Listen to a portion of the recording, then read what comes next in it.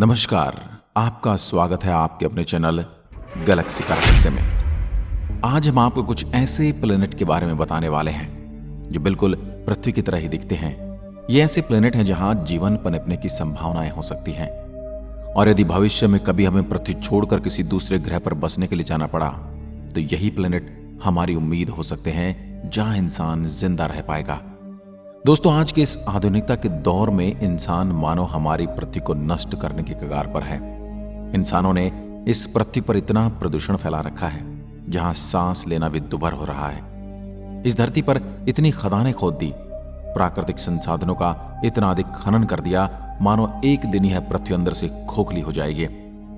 ऐसे में कुछ वैज्ञानिकों का यह दावा है कि यदि हमारी पृथ्वी पर प्रदूषण इसी तरह लगातार बढ़ता रहा तो आने वाले 100 सालों के अंदर हमारी पृथ्वी इंसानों के रहने लायक नहीं रहेगी।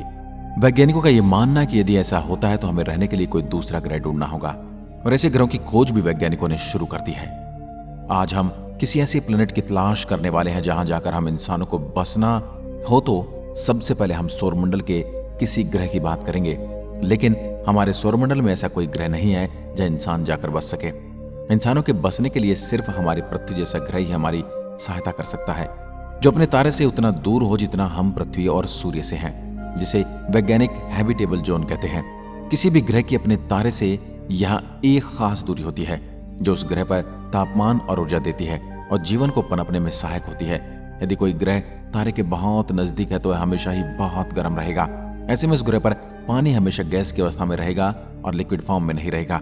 अगर हम मरकरी और विनस की बात करें तो पृथ्वी के मुकाबले सूर्य के ज्यादा नजदीक हैं, जिसकी वजह से यहाँ का तापमान काफी ज्यादा रहता है। और यदि कोई ग्रह अपने तारे से बहुत अधिक दूरी पर हो तो वह पानी बर्फ के रूप में जमा रहता है।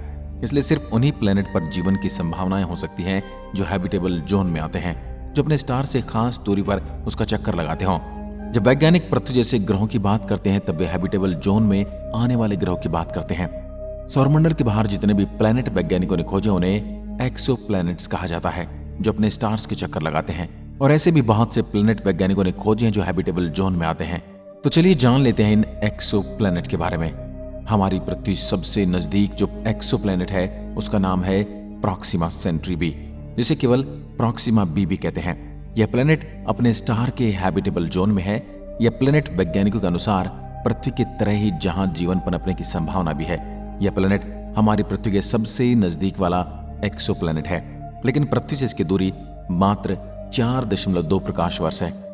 अब हम बात करते हैं यदि इंसान कभी इस प्लैनेट पर पहुंच भी गया तो क्या वह यहां रह पाएगा।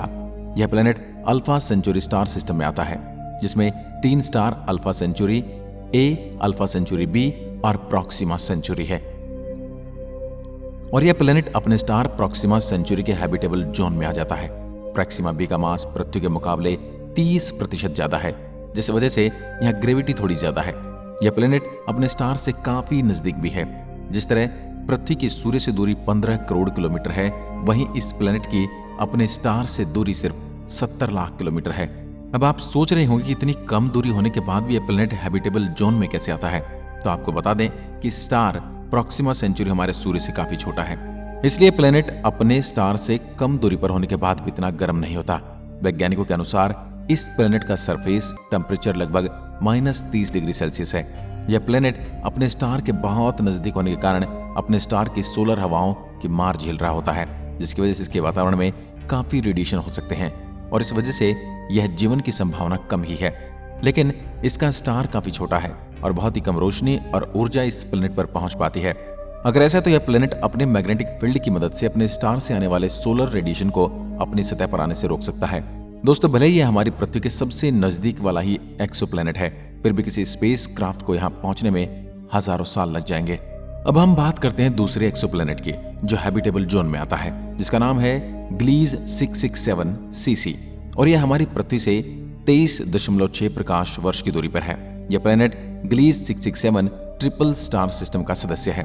यह प्लैनेट आकार और मास में पृथ्वी से काफी बड़ा है। इसका मास पृथ्वी के मास का 4 गुना ज्यादा है। यह प्लैनेट अपने स्टार से 1,87,00,000 किलोमीटर की दूरी पर है। यह ग्रह अपने स्टार से नजदीक होने के कारण उसकी 90% रोशनी लेता है। लेकिन ग्लीज 667 सी स्टार एक रेड ड्वार्फ स्टार है।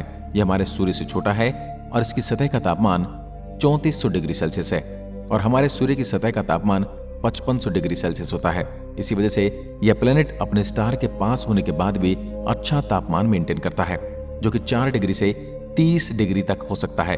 वैज्ञानिकों का मानना है कि ग्लीज 667c स्टार की लाइफ हमारे सूर्य से 10 से 15 गुना ज्यादा है, जिस वजह से इस प्लेनेट की लाइफ भी हमारी पृथ्वी से ज्यादा है।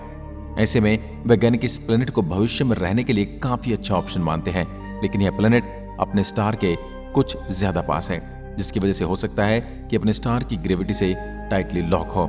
इसका मतलब एक साइड ही हमेशा स्टार के सामने हो, जिस वजह से दूसरी तरफ हमेशा अंधेरा ही रहेगा। अगर ऐसा हुआ तो यह जीवन सिर्फ टर्मिनेटर लाइन पर ही संभव है, जो अंधेरे और उजाले के बीच की जगह है।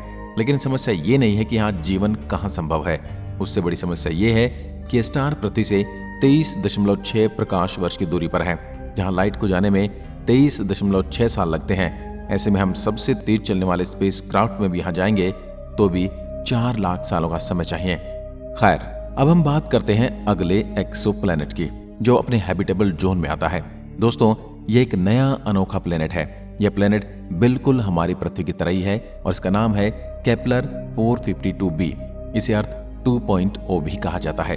यह प्लेनेट अपने स्टार की उतनी दूरी से चक्कर लगाता है जितनी हमारी पृथ्वी सूर्य के चक्कर लगाती है, और इस प्लेनेट के स्टार का मास भी हमारे सूर्य के मास जितना ही होता है। इस हिसाब से यह प्लेनेट सच में उस हैबिटेबल जोन में आता है जिसमें हमारी पृथ्वी, लेकिन यह स्टार चमक और आकार में सूर्य से थोड़ा सा बड़ा है और इस प्लेनेट की सरफेस ग्रेविटी पृथ्वी से 2 गुना ज्यादा है।